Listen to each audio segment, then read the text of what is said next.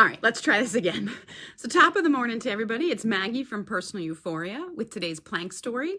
But remember, while you can sit and listen, you don't have to do plank. You could also do very subtle, gentle movements. So even just some head nods or like a gentle neck stretch, potentially using your hand if that extra weight feels good, or even some deep breaths, right? All of that is movement. Movement doesn't have to be big. It doesn't have to be a plank, although plank's an option. This will probably go over 90 seconds though, but here we go. Let's get the clock started right now.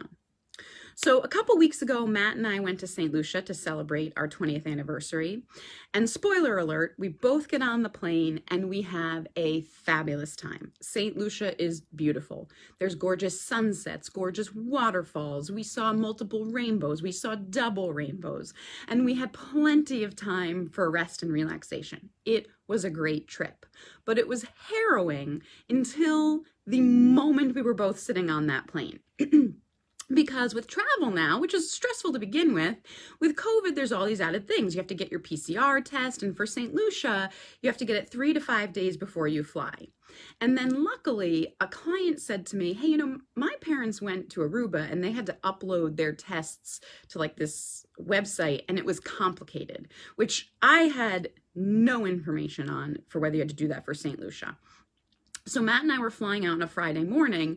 Thursday night, we're packing, and I say, oh, we should look this up. And we look it up, and sure enough, you have to like fill out this ridiculous form. It's long. The phone makes it really challenging to do it because every picture you take, it resizes and converts, and you have to have certain names and sizes on all your vaccine card photos, your passport photo, and it's just time consuming. And so we get it in, and it's late at night, so we're like, well, no one's probably working at St. Lucia now. We'll find out tomorrow morning, but we're also not worried because we know we have 2 negative PCR tests we've submitted, which is really the point of this very long, ridiculous form. So the next morning we wake up and we're already in New York because we have driven to a hotel to catch a flight. And so we're in New York, no access to our computers, just our phones. And we wake up and both of our documents have been rejected. Not because they don't recognize we clearly have a negative PCR test, but because they don't like the format we submitted it in. So we're on the shuttle to the airport and we're resubmitting, both rejected again. These rejections come like immediately. There is someone there. Had we looked 5 minutes after we submitted at night, we would have found out we were rejected. So I, before leaving the house, had printed out a paper copy of mine, and I take a picture of that, send it in, and they approve it. Because really their issue is they want a lab report, which on some level is impossible because if you have your PCR test 3 to 5 days in advance, you're not going to get mailed an official lab report. And so we get to JetBlue, who was wonderful, and they tell us, like, you clearly have 2 good negative PCR tests here. We don't know why they're rejecting it, but just keep submitting because St. Lucia is going to send you a code and we can't let you on the plane without that code. We have to scan it. And so Matt keeps submitting and keeps submitting. And he had gotten his done at Hartford Healthcare, and we call in and they were also really helpful. We're like, listen, we're in a bind. Our flight leaves in 30 minutes. No format of his test is working. Can you email us a copy of it? And they email us like basically what he's been submitting, and we say they won't accept that. Could you like print it out and scan it and like make a PDF? And they do that. We're like, yes, this is it. And we send it in, and what we don't realize, but St. Lucia does, is this scan was 3 pages and it's missing page 2 of 3. And so they say, because it's missing page 2 of 3, you've been rejected, even though all the pertinent information was provided.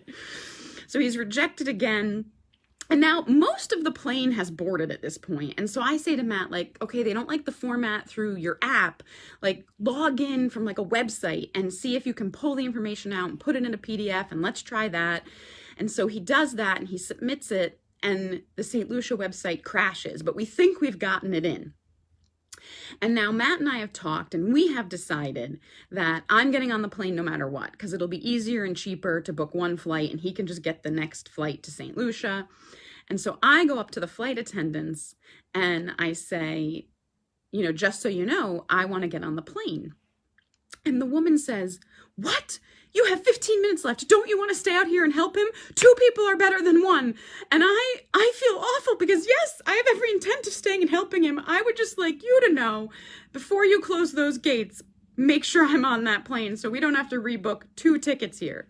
And so now the plane is fully boarded. It's me and Matt and another couple who are having the same problem as Matt, who are about to leave for their honeymoon, hopefully. And JetBlue has found this number to call St. Lucia, and they give it to us, and we're all calling, busy, busy, busy. And Matt keeps checking to see if their website has rebooted and if he got this code. And finally, on my phone, I get through to St. Lucia, and I say, Matt is trying to get through. I give him all his details, and they say, oh yes, we approved him. But because their site's down, the code's not coming. So they try emailing it instead of going through this site. But again, their whole system's down, so the email doesn't come through. And the flight attendant takes my phone so that she can talk to St. Lucia about this other couple who's in this same bind. She gives them their names, and St. Lucia says, yes, we've approved them too. Everyone's approved. But they don't have this code to scan. And meanwhile, the pilot calls from the flight deck, and he says, what's the holdup? We've got to go.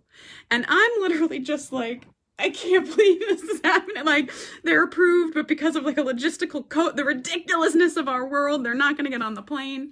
When all of them, their phones go beep, beep, beep, and they all get the email with the code. And the flight attendants are just like, go, get on the plane. And we run on the plane, take a deep breath, and from there on out, have a fabulous vacation. So that's like almost a 6-minute plank. I'm sorry about that. Or gentle movements, whatever you did.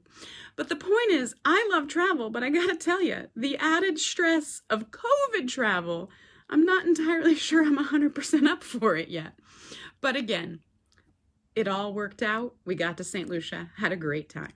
So anyway, I hope you have a wonderful day, and I hope you keep moving.